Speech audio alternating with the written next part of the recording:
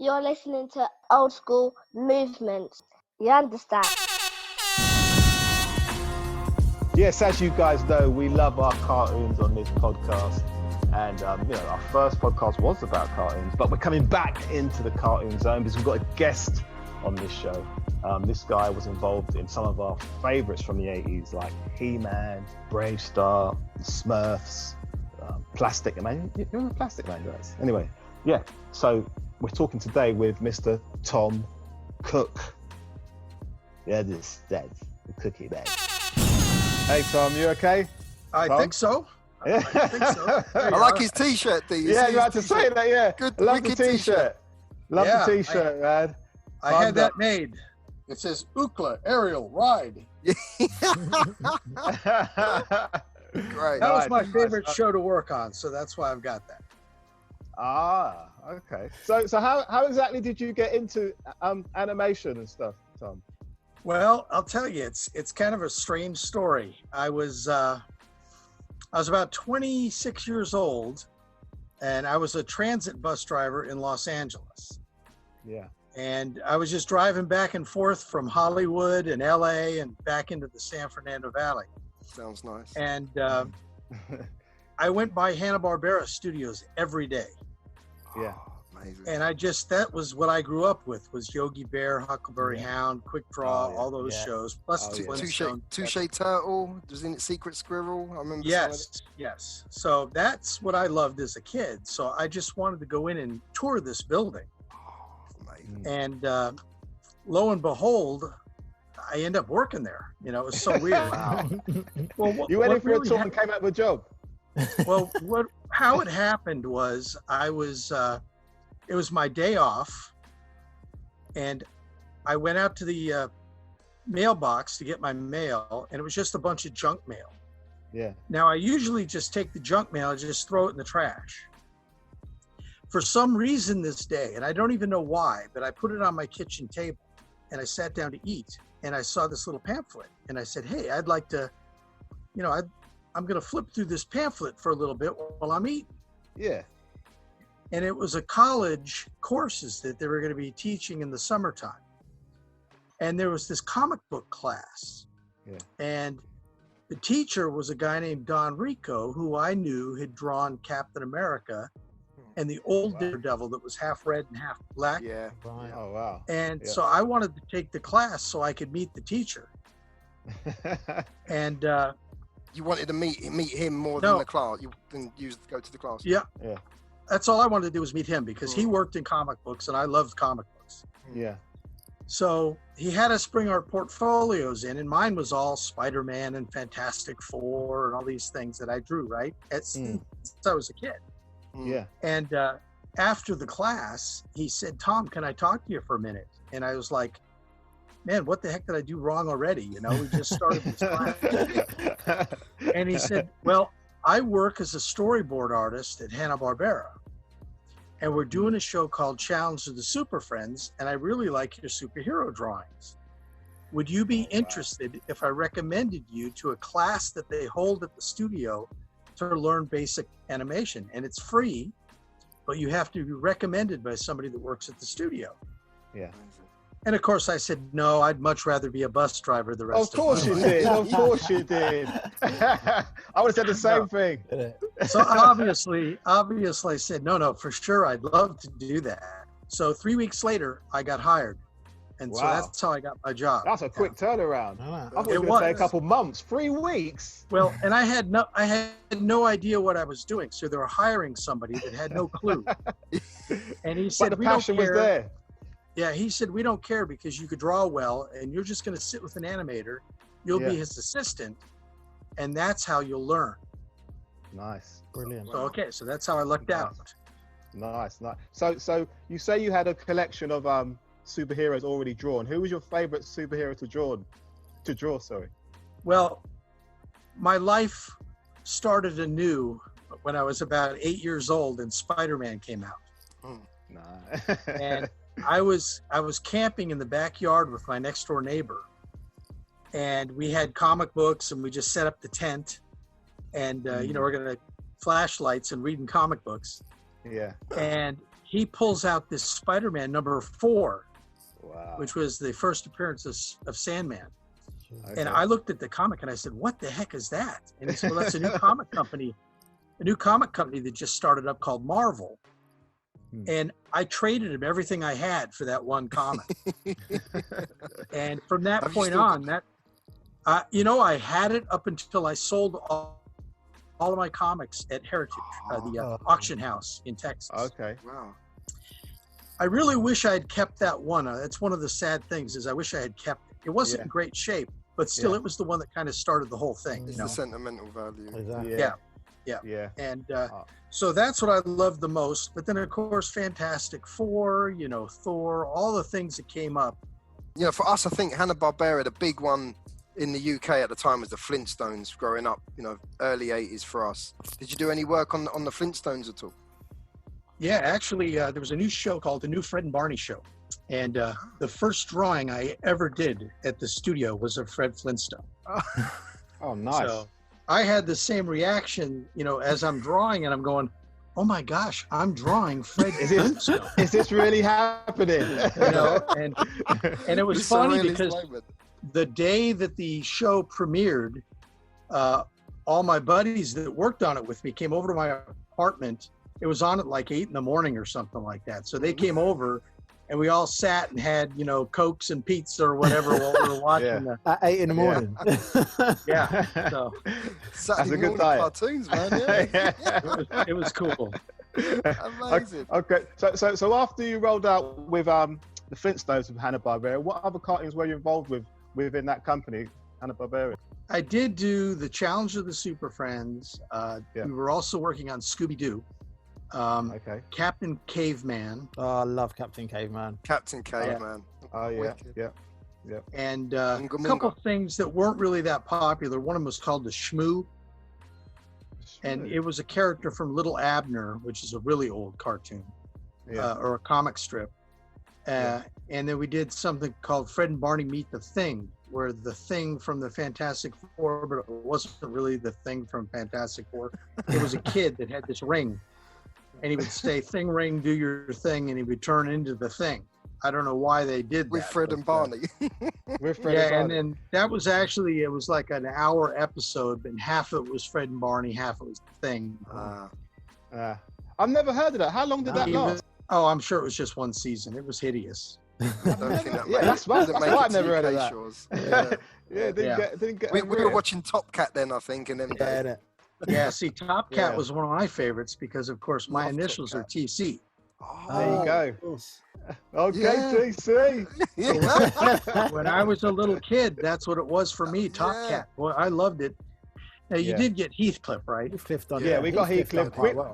We even got Plastic Man as well. Yeah. Plastic Man was part of a thing called the Plastic Man Comedy Hour. That's part of it was this character called Mighty Man, who was really small. And there was this dog that had a big, huge doghouse on his head because he was so ugly. He was called Yuck, the ugliest dog. Wow. I don't really remember weird. that part. But I'm sure Plastic Man had a dog himself, didn't he? Did Plastic Man have a dog with a cape? Was that Plastic Man? Well, I know Plastic Man ended up having a little kid, Baby Plaz. The girl that played Penny in Plastic Man, his dingy blonde girlfriend, that was She-Ra. She ends up being She-Ra later on. Oh, okay. Yeah, Melendi Brett. Oh, nice. Same voice actress. Yes. It's good that you go on to She-Ra, because we were going to talk about the cartoon that dominated most kids' lives in the 80s, and that was the man who held aloft his sword and said, "By the power of Grayskull." Thundercats. That's the one. That's in Lion, that's the man. You know your cartoons. I knew it was great to have you on the show. You know your cartoons. He-Man changed my life, guys. I mean, that was it was huge. I think it's done for a lot of kids when them toys come out as well. That was like one of the first cartoons as well, where the toy came out before the cartoon, didn't it? Right. Let me kind of get you there. I had heard that Filmation Studios was hiring, and they had their studio head, Lou Scheimer, had said that he would never send work overseas. Okay. So I went over there. So once they started back up after the strike, I got a job over there. And again, they had no place to sit me. So I ended up sitting out on the live action lot where they did Shazam and ISIS and Arc 2 and some of those, live action things Filmation did. Yeah. And eventually they found room for me and stuck me in the studio. But that's when I worked on Tarzan and Flash Gordon. It's like 13 episodes per season. Yeah. They play 13 weeks on Saturday, and you can play that 3 times during the year, and that's the run. Right. So you only need 13 episodes. But with He-Man, it was the first syndicated show that was going to be on 65 episodes per year. Wow. He had the power. It was on Monday through Friday. So now if you think of that, we had 52 weeks in a year. We had 65 episodes to do. That's some permanent work you got there. Wow, yeah. So I got my wish. We never got laid off again. Yeah. Oh, that's brilliant. So on the He-Man project, how many animators are involved per show, let's say? I would say we probably had 70. Wow, okay. Probably had about 70 animators, and then we had another 80 or 90 assistant animators. Wow. Because they did all the in-betweens. So we would do, as an animator, you do the main poses, like number 1, number 6, number 12, and then you put a little chart, and that's what the assistant goes by to show where the other drawing should fit in that sequence. Right, yeah. And then, of course, then you've got to Xerox it. So you had a Xerox crew, then you had an ink and paint crew, so they had to paint every cell. Yeah. So we probably had 800 people working at the studio. Wow. But I noticed in the Filmation, I think that they had a kind of signature move in their cartoons where the character, I used to see this a lot in He-Man and in Tarzan in particular, where they used to like move the side of their torso and do a run and a roll. And it was like in the same sequence. That's a trick you lot had, right? You just used for different characters in different programs, right? And whose idea was that? Was that like, let's just stick it in all our cartoons? I won't notice. Here's where I have to explain this, okay? You have to realize that all of the work that is sent to Japan and Korea, all of those cartoons, they're paying their animators over there like $1 an hour. Wow. And we're getting like 17 or 18 bucks an hour. And this is back in 1970s or late 80s or early 80s. Yeah. So we had to cut corners to be able to make our budgets lower. So what they did is they came up with what was called a stock system. So we had every character run through this way, run through at a diagonal, and toward the camera. Yeah. And stop in the middle, look around, run again. Yeah, exactly. And we rotoscoped them so that, and I've got some pictures of the rotoscopes of the actual actors that they just sketch on top and changed it into He-Man. Yeah. And see, so what we did is we used those when we storyboarded the episode. You had to have 25% of the episode be this reused animation. Now, the kids didn't really notice it was reused because if you're running... I did. A few of us did. But if you're running, why do it the same run 20 times during the season instead of just use the same one? Exactly. And you're just changing the background anyway. Yeah. So that was a way for us to save money. It wasn't that we were cheap. It wasn't that we couldn't do... Because Filmation got this reputation as being, nobody could draw. It was just cheap guys and blah, blah. No, if we didn't do it that way, we're out of business. Yeah. No, you had a signature. Yeah, and if you notice that animation, because it was rotoscoped, it really looked good. I mean, it was very realistic. Yeah, it was. The movement of He-Man, the characters was really good. And then plus, during the season, every day they would show dailies, and that was whatever was shot on the camera the day before that was on film, they would show it to everybody in the morning. And Lou Scheimer was there and the directors were there. And then if there were mistakes they could pick out and fix, they would do that and say, hey, we have to reshoot this scene. But if Lou saw a scene that he really liked, he would say, okay, flag that scene. Yeah. Whose idea was it to give Prince Adam a tan when he was He-Man? He was completely tanned from turning into He-Man. I will tell you, as a young animator, we had a real tough time with the guy that was in charge of the colors. Yeah. Because he picked, there was a band called the Cars. I don't know if you know the band called the Cars. Yeah. There was a song, there was a bunch of songs that kind of sound a lot alike. But one of them, we changed the lyrics to pink, purple, green, pink, purple, green, because everything was pink and purple. You know, the skies in Eternia were green or pink. Yes, you're right. Prince Adam had a pink shirt on. Yeah, that's right. And we were like, you know, the guy's name was Arthur Nadell. And we would say, Arthur, don't you know what a pink shirt means? And he never quite understood, I don't think. I always wondered where they got them strange color palettes from for them backgrounds and that. Yeah. So, and I mean, a lot of it we were kind of stuck with from the toy, but I don't think Prince Adam was created yet, because that was a He-Man idea. Yeah. You know, Mattel got together with Filmation, and we're the ones that hammered out Eternia and Etheria and Hordak and, you know, gave them the backstory. Gave them more things to what make the show was going to be about, because the toys were just the toys. And when you got the toys and you got the little comic book, the comic book had nothing to do with the TV series. That's right. Yeah. So everybody and the drawings was were kind of different. Confused. Yeah.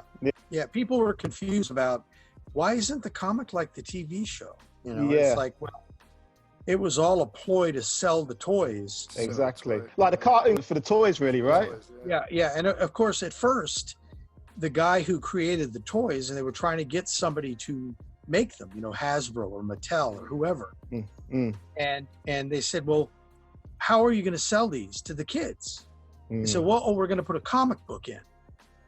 And then one of the guys said, well, how old are the kids that are going to watch this show? He says, 5, 6, 7, 8. He goes, they can't read. Yeah. What is a comic book going to do? Yeah. Exactly. Yeah. And he said, we're going to do a special 1-hour cartoon. You know, he's just lying to try to get this thing done. Yeah. And he goes to Lou Scheimer and says, what do you think about doing a half hour or an hour special? And Lou said, why don't we do a full TV series? And they said yes, and bingo, that's, you know, it saved our studio as well as got the toys. You know, I mean, I think He-Man was probably the best-selling toy ever. You know, it just, I mean, yes, Barbie was big, but Barbie was just girls. And with He-Man, boys everywhere, you know. Yeah. I much prefer the drawing look, the animated He-Man than the toy. The toy, he always had a funny looking face, like he was constipated. I much preferred the nicer, you know, the filmation drawing of He-Man. That's why I love these new toys they're coming out with that look like the cartoon character. Yeah. Much better. Yeah. So He-Man was riding the wave in the 80s, as you say. You had the cartoon, you had the figures. Did you ever see that film? That weird film? But then you had the Dolph Lundgren movie, Tom. What did you think of the Master of the Universe movie? Okay, we're going to have to cut this short now. I'll see you guys later. It's been nice speaking to you. It was that good. It was that good, wasn't it? You probably feel the same. It was that good, Tom, that it's not even worth talking about, is it? That's right. We've been waiting 40 years for a decent one to come out. You know, there's talk that there's some new cartoons. I'm a broken record, okay? Let me tell you, because, you know, I've been doing Comic-Cons for like the last probably 6 or 7 years. And I always get asked this, right, all the time. This is one of the key questions, okay? And my response always is, look, I've been to Ecuador, I've been to Dubai, I've been to Mexico City. They love He-Man. When you go up and a sheik in Dubai comes up to you with a whole sheet and everything on, right? Yeah. And he goes, I watched the He-Man is the greatest show I ever seen in the world. You know, everybody loves this show. Of course. Why wouldn't you do the movie or the cartoons that Yeah. they've tried to reboot just like the cartoon that everybody loves? Why wouldn't Exactly. you? Yeah. Exactly. Instead, you do it completely different and everybody Yeah. hates it. Yeah, everybody. You're- Even Dolph Lundgren hates it. Yeah, and I don't blame them. I'm finding that don't you find nowadays, like, you know, I've got a smaller child who watches cartoons occasionally, but you've got like the remakes of the Thundercats, the remakes of the Scooby-Doos. They look nothing like the ones that we loved, and the nicer drawn. They've all got this same looking weird faces, and I don't know what it is. Why do they? I don't know. What have you got any clue why the drawings have changed so dramatically? Yeah, I have a big clue because they do them on computer and you can't draw. That's True. true. You know, you just. That's true. I've had to draw on a tablet, Mm, and see, I'm used to looking. I've got my piece of paper, Yeah. mm, and I'm watching my hand, and I can see where I'm drawing. With yeah. a tablet, you have You've got to a draw delay. on the tablet over on your side and look at the screen up in here. front, Yeah. Yeah. So it's really hard to make a really perfect line. And with Yeah. animation, if you're doing an in-between, sometimes you've got lines that are so close together and you've got to put your line right in between it. Yeah. And you can't do that on a computer. Here's Amazing. what I always say. This is, what's happened is anybody that can draw no longer is going to be an animator for sure. Mm, Because you don't have to draw anymore. All you're doing is moving these things. Right. Yeah. Yeah. So you can hire somebody that, yeah, I can make his hair do this, yeah. Yeah. but somebody who can really draw well. Mm, I'm telling you, all my friends that worked with me at Filmation, I moved up to Seattle and I ended up getting into directing, and then I also got a job at Microsoft. So I got to learn how to animate in a computer long before they did. This was in the mid 90s. Yeah. They all were working at Disney. Now they got to work on Beauty and the Beast and Aladdin and I mean all these terrific movies. Yeah. Well, they all got laid off because they couldn't do the computer. Because it moved up. It had to move with the times, right? over the time. You have to know how to use the computer. And I was telling them at the time, I said, you've got to learn how to do this or you're going to be out of work. They didn't believe me. So everybody at the Disney studio all got laid off unless you could use the computer. Yeah. Real Yeah. artists. And anybody that's my age, you know, I'm going to be 68. So, Well, you know, those guys just didn't know how to use a computer at all. I wouldn't have if I didn't get a job at Microsoft. mm, Yeah. Because I knew nothing about computers when I got the job at Microsoft. Yeah. Wicked. It sounds like you've had a smart career. Every passage you've jumped on, you've just gone straight in and smashed it. You've done your thing, and that's you know, that's big. Here's an important part of that. I could tell you, yes, I was a genius. Yeah. Well, no, I was lucky. Yeah. You were lucky. You were right place, Everywhere- right time. right Yeah, place look, at the right time. if I didn't take that comic book class, I wouldn't have gotten into animation at all. I'd still be driving a bus. If you hadn't picked up that No. flyer. Well, and if I had thrown the flyer in the trash like I normally would have. Yeah. Exactly. Yeah. So that's what I'm saying. I had a friend when I was doing direction work up in Seattle. I had done an article in a newspaper. They wanted to do an article about somebody moving from Hollywood to Maple Valley, which is where I live. Yeah. And so they did a whole article in the Seattle Times about me moving up and doing stuff through FedEx and all that. Somebody saw that article and contacted me and said, hey, I'm doing directing work and I need some people to help me. Do you want to do that? Yeah. I said, well, yeah, sure. So I got in with him. He ended up getting a job at Microsoft as a contract worker. And then he couldn't take the job. So he recommended me. Yeah. So I went in for the interview and I had a bunch of drawings that I had done from a movie called Rover Dangerfield. Okay. And there's this one drawing I did with the dog, Rodney Dangerfield as a dog. Yeah. He had just killed this turkey and he's holding the turkey by the eyelid which is all stretched out, trying to pretend that the turkey's still alive, and he's going, gobble, gobble, gobble. Well, she loved that drawing so much. She said, can I get a picture? Can I Xerox that and just put it up on my bulletin board? Yeah. And I said, yeah, sure. So she put it up on her bulletin board. And a couple of days later, somebody from Microsoft came walking in and said, hey, who did this drawing? And she said, well, this animator guy that I just hired part-time. And he goes, well, we want to hire him full-time. Another touch. Bingo. It's just luck all the way for you. If I didn't give her that drawing, I never would have got the job. I'm just telling you, there's a ton of people that can draw. You know, Yeah. I'm not like some incredible artist that's just, oh my gosh, this guy. I just could do it pretty well and animating. A lot of people can draw well, but they don't know how things move. I had no idea that I knew how to animate things. I had to learn how to do it, and I was pretty good at it. So there's people that could draw me under the table. I just happen to be able to do the animation. Yeah. So the closest I got was one of those little pads, and when you flick the pads and when you see the man moving. That's the furthest I got. Just Didn't everyone motion. start like that? Didn't everyone start with it? The flip chop. I mean, I have people come up going, now you drew every drawing and then what? They put it on a computer? No, we didn't have computers. Yeah, exactly. We had to draw every single drawing. And I said, it's 12 drawings per second. That's mad. Wow. And they're like, how could you do that? And I said, I don't know how we did it, but we did it. Days work, isn't it? Days work. Days, years. Yeah. So Tom, during the 80s, like as you saying, there's so many cartoons coming out and so on and so forth.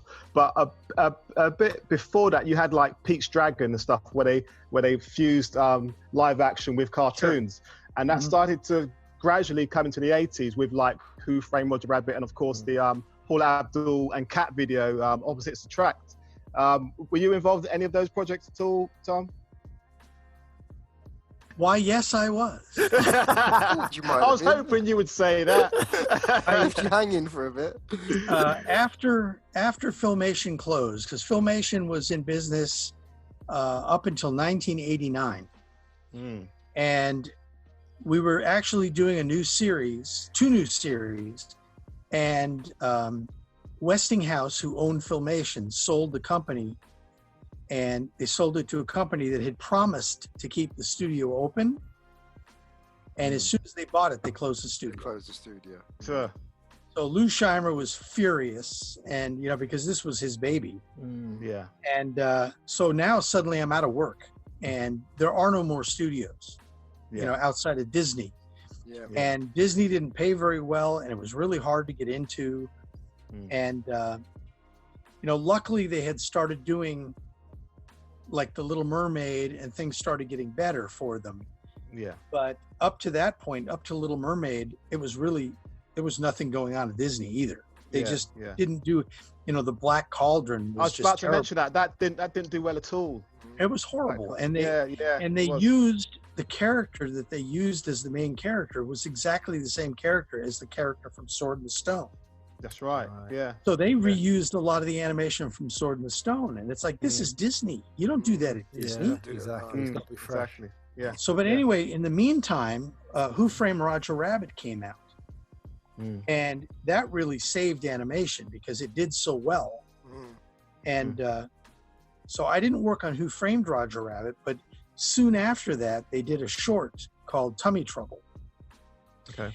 And it was, if you saw Honey, I Shrunk the Kids, it was like the little cartoon they played before Honey, I Shrunk the Kids. Yeah, familiar But with we that. worked on the sequence that had the live action with Roger Rabbit at the tail end. When it said the end, the cartoon ended, and then they go back to the live action stuff. Live action, yeah. And so we got to work on all that, and that was so cool to see how they did that. Because they'd have to blow up each frame of the film so that we could make sure the character, like if the camera moved and they were standing near a car and they were going to reach for the car door, we had to know where the car door was. So they had to blow everything up so that our animation could fit with it. Yeah. And then they designed where the sun was coming from, and we would do the shadows of the characters and just use Sharpie to blacken in and then they would diffuse that over the character, and that's why it looked so realistic. It does. Right. Okay. And then also I worked on Opposites Attract. Yeah. So I got to work on MC Scat Cat and all that. Was that a challenge making that video then, like with all the dance routines, and then Cat had to, dance with Paula and stuff? It was different because it's one of the first times I did something that there was music.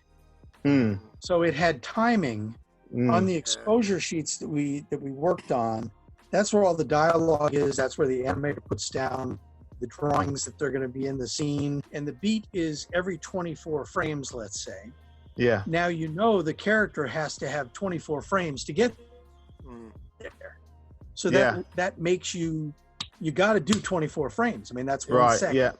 Yeah. So you're kind of stuck with your animation. You can't add anything. You can't do anything special. It's got to hit that beat.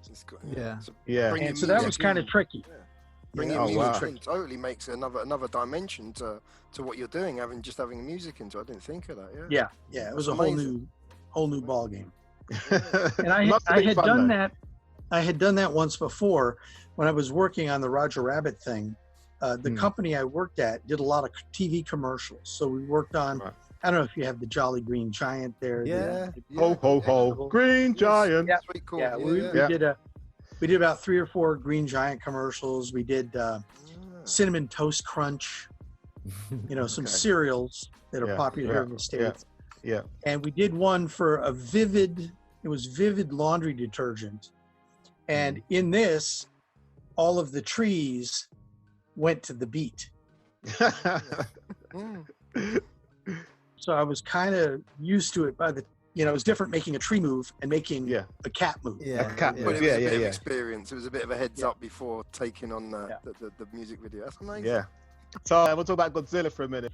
That was early in my career. That was like in 1978 or 9. It was early 80s for us, Yeah. And it was a lot of fun because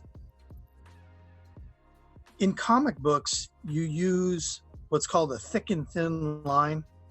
Okay. And in animation, you need every line to be the same thickness because, especially if it's in a movie theater, your line is suddenly this thick. Yeah. So with them, they wanted us, and you might be able to see. Let me pull up this print out of here, but you could see Godzilla's line quality. He was always dark, very thick, dark outlined. Yeah, and that's what they wanted. I love it. Yeah, that's what I love about him. It gives it that 3D. Yeah, and that's what they wanted us to do, and I was really good at that. So that was one of the things because I had done comic drawing, so I was used to doing that. Yeah. And so when they saw my drawings, they loved them. Again, what would that be? Just like a Sharpie outline to get that darker, thicker line? All pencil. All pencil. God, you wouldn't know that's pencil. That's amazing. I just couldn't wait to see the guy press the button for Godzilla to come out the depths. Yeah. Exactly. That was you knew the cartoon was going to get exciting then when that happened. Yeah. See, when I started putting together the things I was going to bring with me to Comic-Cons, I made prints of all the shows I worked on, right? And I had that print of the Godzilla. That's an iconic print, that to me. Yeah, and I said, I don't know if anybody even knows the show. And probably sold. I have sold more of these than I've sold Flintstones. Oh, that's good. Yeah, that's good. I would buy that for Flintstone. I would buy that too. 100%. I would definitely buy one of them too. Yeah. If we ever make it to the States to a Comic-Con, we'll find it and buy one. The only thing I sell more than that, this. That's good. Little Skeletor action. Yeah. Yeah, he's probably the most popular.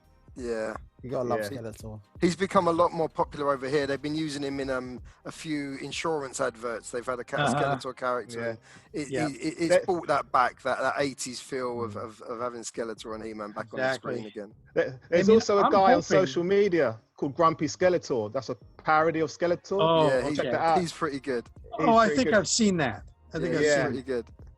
I was just going to say, I'm hoping one day to be able to come over to the UK for a Comic-Con. That'd be good. Yeah. We'd make sure we've been there. Yeah. So I'd love to come over, and I belong to a Masters of the Universe Facebook page, and quite a few people live over in the UK, so I know that they're big trying following. to. Yeah, it's a big cartoon, comic book, He-Man, Thundercat Yeah, following in the UK. It's awesome. I love it. Yeah, that's great. We do So, too. let's talk about those little blue people now, Tom. Yes. The Smurfs, man. That was that's this generic, universal. Everyone loves the Smurfs. Everyone loved it. It appealed to everyone. There was something about the Smurfs that just was amazing. I was working at Hanna-Barbera when I first started, and I can remember going to a local store and seeing the little Smurf toys, the little rubber ones. Yeah, yeah. And I thought to myself, and I actually bought a few of them, and I said, these things would be perfect for a TV series. Having the little mushroom houses and everything. I said, this would be perfect for a cartoon series. And lo and behold, a couple of years later, I'm working on the thing. Oh, what a coincidence. The lucky man strikes again. Yeah. So, that's amazing. Some of your luck over here. Yeah. If you're doing one character like this Spider-Man, right? Yeah. Well, if you have to do like 60 drawings to get the scene done, you've got 60 drawings to do of 8 Smurfs. Wow. That means you got like 400 drawings you've got to do. Jeez. Yeah. That's a lot of work.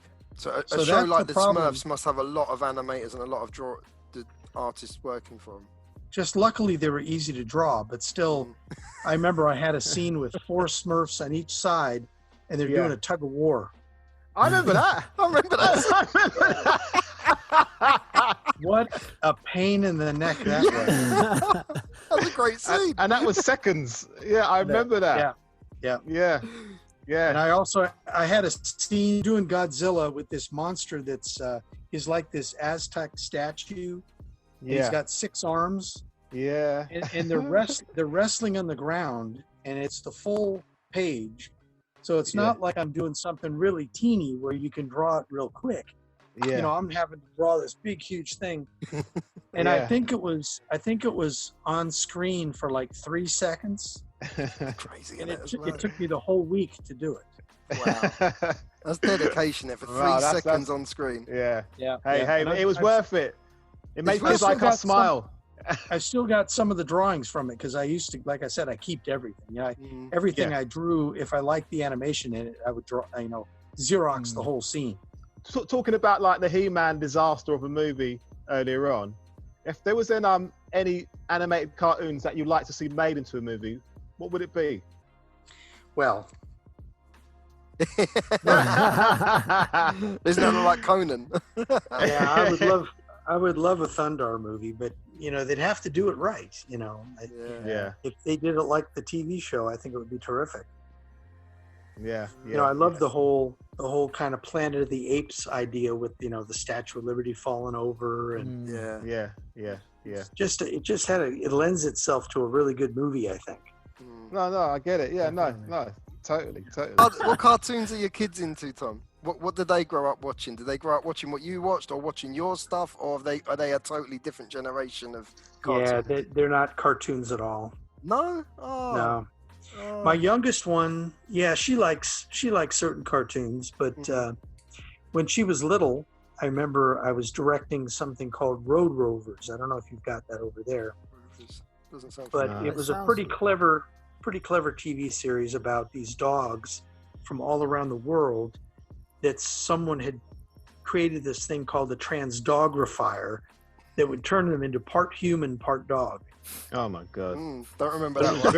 It was very funny and very cleverly written. Like all of the vehicles looked like dogs. The helicopter would look like a dog. Yeah. They had like a bat cave, and when they went out of the cave, they went through a doggy door. So it was all clever stuff like that. In fact, they caught this. They finally catch the criminal. The main criminal was in every episode, and they finally corner the guy. And he pulls out a tennis ball and throws the tennis ball, and all the dogs can't help it. And that's how he gets away. So I used to get up with my daughter, and we would watch that. And then right after that was Pinky and the Brain. Oh yeah. So that's those are the things that we watch. They just don't have any good action adventure shows on anymore. You know, they don't have like Thundar or Brave Star. No, they don't. They don't. We used to have the Mask and the Centurions, and these were all massive. Yeah, Dungeons and Dragons. Dungeons and Dragons. There's nothing like that now. Yeah. Okay, stop naming things that were done in Japan. Stop it. Is that Battle of the Planets there? All of them. Have you ever seen King of the Hill? Yes. Yes. Yeah, that was quite popular here. Yeah. I directed 3 episodes of that. Yeah. That was nice. That was good. We like King of the Hill. Yeah. But that was by the same artist that done Beavis and Butthead, right? Yeah. It was that style anyway. Yeah. But Beavis and Butthead was terrible, and King of the Hill was pretty good. Yeah. I used to like Beavis and Butthead actually. I used to like King of the Hill. Yeah. See, we used to joke that if you wanted to get a job drawing Beavis and Butthead, if you could draw, you had to slam your hand in the car so you couldn't draw any longer. Then you could get hired. You really love these. You really love a lot of cartoons, man. I love how you big up all these different cartoons. But you mentioned the modern stuff like South Park and all the rest of it. So what cartoons? What cartoons do you like of now, Tom? All right, we'll see you later. Wow, it's a good thing this podcast called the Old Skool Movements. You know, it's just anything now. There's not much. It's hard to find something. What I liked the Justice League. Okay. That they did that was kind of like Batman Adventures. Yeah. You know, the character design was like that. Yeah, well, like the Batman animated series, that one. Yes, that was really good. Yeah. I like that a lot. I just don't like cartoons that the main storyline are burping and farting. Fair enough. You know, it's just I just don't find it that funny. And I know little kids love it. You know, if you fart, oh boy, that's hilarious. Yeah. But it's just not for.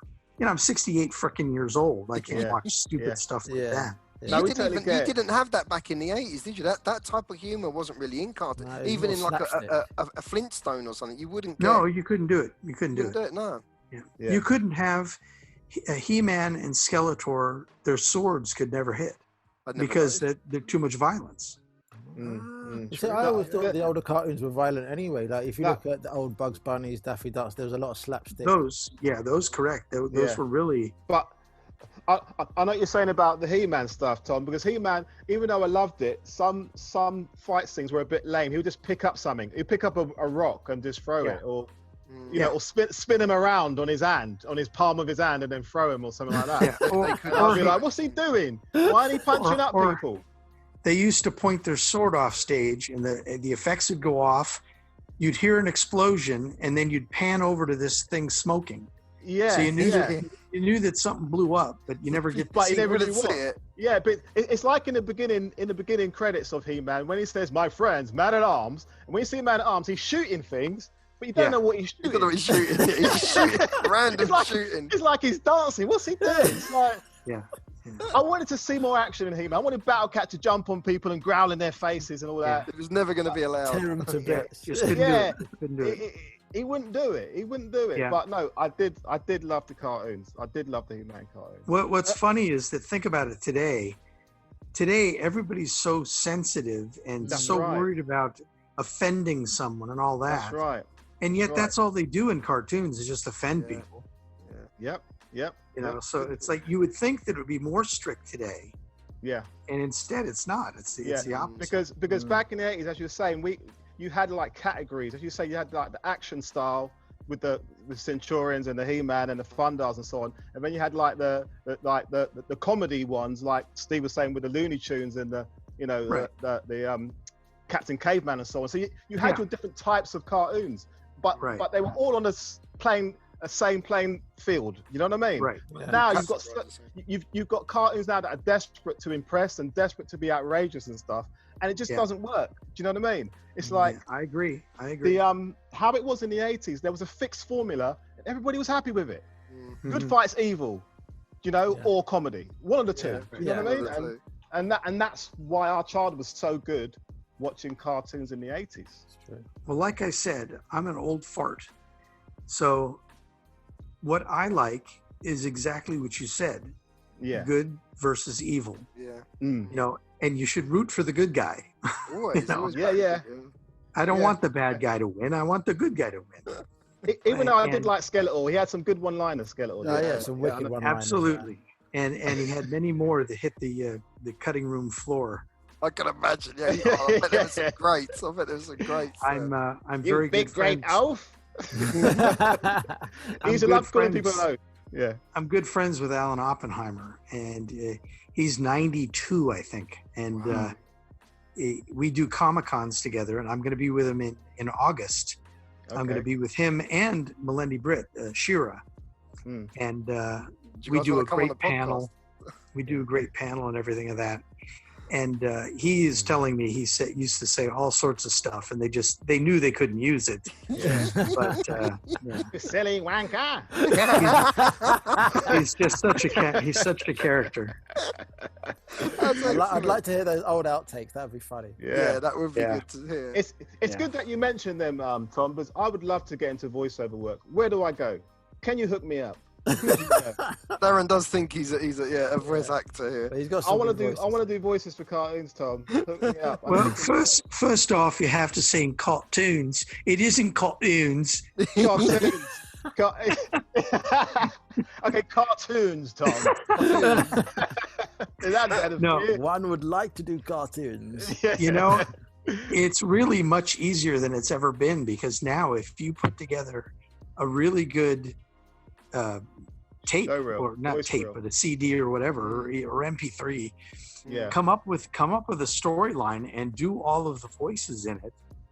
Thank you for that tip. Just send it to these places, and if you did something good, you know, they'll get back. But what they don't want, and this is what everybody's problem is, I'm good friends with Bill Farmer, who does the voice of Goofy. And he says he has people come up all the time and go, listen to my Goofy. He says, you're not going to get the job as Goofy. I'm Goofy. Yeah, exactly. Got to be something else. Do a different voice. Yeah. No, just because you could do Mickey Mouse really good, or you can do, you know, King of the Hill really good. Yeah. That's not what they want. They already have those original. Characters. Come up with something different. Yeah. Something new. So do something where you're a Southern guy, or you're a mobster, or the villain, and then do a good guy, and, you know, do all sorts of, do something funny, do something serious, and you know, make your own, make your own little script up. I'm going to do that, Tom. Daz wants to be the next Casey Kasem. And then you just look in the phone book or online and find out where these places are, and just send them your reel, you know. Or just contact you. You're going to give us a tour of all the stuff in the background. Yes. You're gonna pull out your yellow pages and get me all the people that I can get my animation, my voiceover work for. Okay, I'm gonna do so many voices tomorrow. I'm the lucky one now, Tom. I'm gonna be the lucky one. Out of all of the characters in He-Man that you've illustrated or you've animated, what was your favorite or the best or easiest one that you loved? You loved doing, you didn't mind doing. It wasn't a chore. Yeah, it's almost the same answer as the Smurfs. Orko. Because he didn't have any legs, so you didn't have to make him walk. So that I could make my quota for the week if you had a lot of Orko scenes, you know. Yeah. You just have to change so the frill of his body just move slightly instead of actually a pair of legs. So yeah, that makes easier to do. Exactly, because with a pair of legs, it has to move at exactly the right timing. With him floating, it's no big deal. You know, you can just make him do whatever you want. But I mean, I enjoyed both Skeletor and He-Man as well. Those are the, you know, working on the peripheral characters. Man-at-Arms was kind of a pain in the neck because he had that stupid thing. You know? His armor was difficult. He had a lot of armor, yeah. Trapjaw must have been an easy one. And also, anytime you have to draw a woman, it just takes longer because you got to make her look pretty. If you don't, you know, you just can't have a ugly Tila or a ugly She-Ra. Yeah. All the proportions have to be right with the female characters, don't they? Yeah, with the male characters, you know, it could be a little off, and it's not that off-putting. But boy, when you have a female and it looks terrible, it's very noticeable. Is it? I feel like it'd be easier to animate Skeletor's face than what it would be He-Man, just due to not having the facial expressions and just the jaw moving. Especially since even when he talks, you know, usually a character has 6 different mouths. It's like the mouth is closed. That's a mouth, and a little bit open, a little bit further, and a little bit further. And then when they say ooh, so there's one in between the ooh. And with Filmation, we just used 1 mouth, 2 mouth, 3 mouth, 4 mouth, 5, and 6. At Hanna-Barbera, it was A, B, C, D, E. So it's just a little different way they did it. But with Skeletor, you just had open and closed. You know, he couldn't say ooh. Couldn't say boo. I actually got called into the director's office one time because I handed in a scene with Skeletor, and the director calls me in and he says, you know, right here he's saying good, and you don't have him with a 6 mouth. And I said, well, he doesn't have lips, Lou. And he suddenly realized that, oh yeah, this is Skeletor. Never mind. You can let you get on with it. He's got open and close. That's it. You got 2 options of Skeletor. Yeah. That's great. That's great. As much as I like, again, Transformers, Dungeons and Dragons, He-Man, all of that, I was massive on Warner Brothers stuff. Like all the Bugs Bunny and all that. Yeah, definitely. My ultimate favorite is Tom and Jerry. Oh, okay. I worked on the Tom and Jerry movie. Really? And we also did a cartoon show in the 80s of Tom and Jerry. So I've done a little bit of Tom and Jerry. I love Tom and Jerry, but Tom and Jerry was wicked. It's when it started to get too modern, I kind of lost interest. Thank you. Because there's a particular time of Tom and Jerry which is, you can't beat it. And then it started, the graphic kind of changed, and then they started talking. Yeah, that's not right. Well, what they did is Chuck Jones, the famous director, everything that he drew very angular. So when he took over and started doing Tom and Jerry, or even when he did Bugs Bunny, the character changed a little bit, and I didn't care for that. I liked the older one. Exactly. Plus, they had to make the animation a little bit simpler, so there was a lot of the just the eye shifting, and you know, they really didn't animate it nearly as fully. But the Hanna-Barbera ones that they did for MGM, you can't beat them. Unbelievable. I watch them now. They're the great. And just think about the fact that you had a cartoon that had no dialogue, and it was still awesome. And not only most that, of the greats didn't. You know, the Roadrunner, Wile E. Coyote, there's hardly any dialogue. Exactly. But not only that, are amazing to watch. It also got you into classical music, because the music in the background, I'm telling you, the music in the background, it did have a good score. Well for it. And there's so many pieces that you know from just the cartoons. Yeah. I had that little trumpet in it. It got you into the blues. Yeah. I loved Bugs Bunny. I loved Daffy Duck. Yeah, he might Daffy be my was favorite. hilarious. Daffy Duck. Daffy was one. And I also liked Foghorn Leghorn a lot. Oh, I love Foghorn Leghorn. I said, boy. I thought he was great. He's got the best one-liners ever. But then Yosemite Sam is good as well. Good. Sylvester. So cute. You can't beat my daughter, when she was really little, you know, because I used to watch cartoons all the time, so she'd watch with me. And she would call him Yo Somebody Sam. She didn't know what Yosemite was, you know, so she thought it was Yo Somebody. Rooting, tooting, shooting. For me, those are the best cartoons. The Warner Brothers, Hanna-Barbera. I would watch them over watching Transformers and He-Man. And as much as I love them, there's something about that slapstick Tom and Jerry that I'll sit. At the age of 18, 19, I'll sit and watch that all day. Yeah. I don't think ever been better cartoons ever made. Nah, I don't think so either. Nah, same with Yogi Bear. You say you worked on Yogi Bear, Tom? That was a Hanna-Barbera. Yeah, just a little bit. I worked on Yogi's Space Race.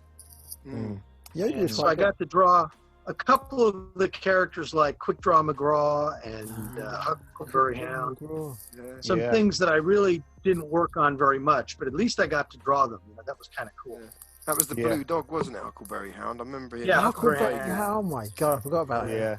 Yeah. There was another one, wasn't there, as well? There was another. That sure is a mighty fine doghouse. And of course, now, did you ever watch the Filmation's Ghostbusters? Is that the real no, it was before the real Ghostbusters. Ghostbusters, wasn't it? It was a bunch of guys and an ape. Was an ape in it? Correct. Ah, yeah. That sounds familiar. Yeah. I remember that. I remember that. Again, that wasn't really massive in the UK. It was on a show that you would catch on TV. It wasn't a regular thing that we would see. It was one of those ones from real cartoon heads. We did that after She-Ra. That was the next one in line. Yeah. And I got to do, at one point they say, let's go Ghostbusters, and they kind of do a high five. Yeah. And then this machine puts their clothes on. Yeah, they go up this big elevator, and then they're on a belt that takes them down, and then they put their clothing on. And I did that whole sequence with my friend. So nice. Every time they showed that transformation, that was my artwork. Wicked. Yeah, I remember that. I remember. I used to watch that quite a lot.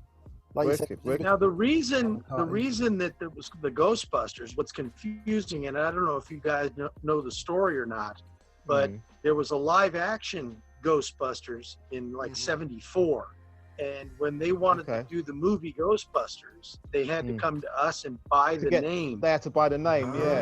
Yeah. We owned the name. So I think we sold it to them for like $500,000 or something, so they could use that name. And then when we did the cartoon version, we were ripping off the movie. Yeah, and that's why they came out with the real Ghostbusters, right? Right. Well, they couldn't call it Ghostbusters. Yeah. They only had the rights to say Ghostbusters for the movie. Yeah. Smart. So that's why they did real Ghostbusters. But I mean, really, ours was the real Ghostbusters. Yeah. The original. Yeah. But it confused a lot of people. Yeah, it would. Tom, I'm going to ask you a couple of, like a quiz, like a little game. I'm going to play a little game with you, and you tell us which ones of the others you like. And these are kind of based on just opinions, ones that you worked on and ones that you're familiar with. So I'm going to go through 5 of them and just tell me which ones you prefer than the other. Yeah. Okay. Cool. So first one, Heathcliff or Garfield? Ooh. You know, the Garfield show that I worked on was really, really good, and it won an Emmy. But I preferred Garfield. I mean, I preferred Heathcliff. Okay. Heathcliff was a little bit more action and a little bit kind of like the early ones that I worked on were kind of like the Warner Brothers cartoons, where they would just put him in a situation that really had nothing to do with him. It was just like one time he was like Little Red Riding Hood. Yeah, I think I remember. And that's what they would do with Bugs Bunny. They would just stick him in a situation, do a cartoon, and that was it. You know, it wasn't like a storyline that kept going on, which later on, that's what Heathcliff became, because they had Heathcliff and the Cadillac Cats. And that's when it kind of changed. That's when Korea started doing the animation. Right. But the early ones were by us. I think I liked Heathcliff better. Okay. So I'm going to move on to mystery solvers. Scooby-Doo or Captain Caveman? Scooby-Doo. Okay. I love Captain Caveman, but Scooby-Doo is just so, I mean, it's been around for like 50 years. Yeah. So it's great voices as well. Scooby-Doo. Yeah, I thought that was really good. And it's one of the more popular things when I go to a Comic-Con. Yeah. Probably half the stuff I sell is Scooby-Doo, because it relates to not just people that watched the show back then, but now their little kids are watching. Yeah. Whereas if it's He-Man, you have to be 45 years old or you're not going to get it. Yeah, they get it. Yeah. Right. And Captain Caveman's just a big coconut with eyes, isn't he? But Yeah. I used to love Captain Caveman. Caveman's good. yeah. I So- love I Captain Caveman. thought it was funny, but it wasn't as iconic as Scooby Doo. It's, yeah. Stories in Scooby Doo were wicked. I did like Captain Caveman, but he didn't. So did I, yeah. He didn't stand the test of time. Like a lot of Right. people still don't know who he is now. I got Scooby. So next one, we're going to go to companions and means of transport. It's going to make sense in a minute. Battle Cat or 30-30? Gosh, you're getting rough here. Really, okay. As a character, I really liked 30-30. Okay. I thought he was a really cool character, and the fact that he could, get up on two legs and with Sarah Jane. That's what I didn't like. Really? Why would a horse have a gun and walk on his two? We've questioned that for years. He's transport. Why has he man. got a gun? He's a robot. He's a robot. He's not a real horse. Oh. Yeah. Well, but that as a would explain kid, lot. but as a kid, to me, he was a horse with foil wrapped around. Yeah. I liked him better, I think. Okay, fair enough. I prefer Battle Cat Cringer. I love Battle Cat. Hey. Yeah. Okay, Batman or Superman? Batman. Okay. Ooh, Reason being? quite quick. I like Batman because he's a little bit more human. Superman's like unbeatable. Okay, yeah. So I think it's hard to do a good story with Superman because nothing can beat him. He's always going to win. Yeah. Apart from Yeah. Kryptonite, hey, Lex Luthor always has something up his sleeve. Yeah, but Kryptonite was made up because they realized nobody could That beat he him. was They got nothing. And They then got they nothing to defeat him with. Yeah. And then they got rid of Kryptonite because it was just too much of a crutch. Every time he would meet somebody, they'd go, "Ooh, Kryptonite!" It just was a bad story. It's Yeah. true. Thinking Nah, about you're it. right. You're right. I like that. and lastly, Tom, Flintstones or the Jetsons? Ooh.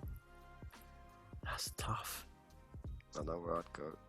I'm going to say Flintstones. I would say Flintstones. Yeah. I like the Jetsons, but I think the Flintstones was a better show. And of course, the Jetsons only lasted for one season. I was going to say, Flintstones has lasted the time again, hasn't it? Flintstones lasted the longest of any other cartoon until Simpsons came along. Simpsons. It's Have you worked on have you done a show of the Simpsons? Or you've been involved in a show I of The directed one episode. Simpsons? Yeah, I directed one episode. And now we know what it's like meeting someone that was part of our childhood, and that's Exactly, you, Tom. man. Yeah. Exactly that. It's just really weird having it be me. Thank you It's for been talking excellent. with us, sharing your experiences with us. We could You're talk part for of our ages. childhood. You're Yeah. part of our childhood, Tom, and we thank you so much for fulfilling our childhood with such great animation in the cartoons loved in the 80s. Yeah, man. Tom Cook, 80s animation legend, man. Enjoy this show? That was a good show. Learned some things I didn't know before, like this. Yeah. Yeah. So guys, I hope you enjoyed this episode with our special guest, Mr. Tom Cook. Hope you guys listen to us again. You know to come for the old school info. Hello guys, thanks for listening. Yeah, keep it old school. Peace.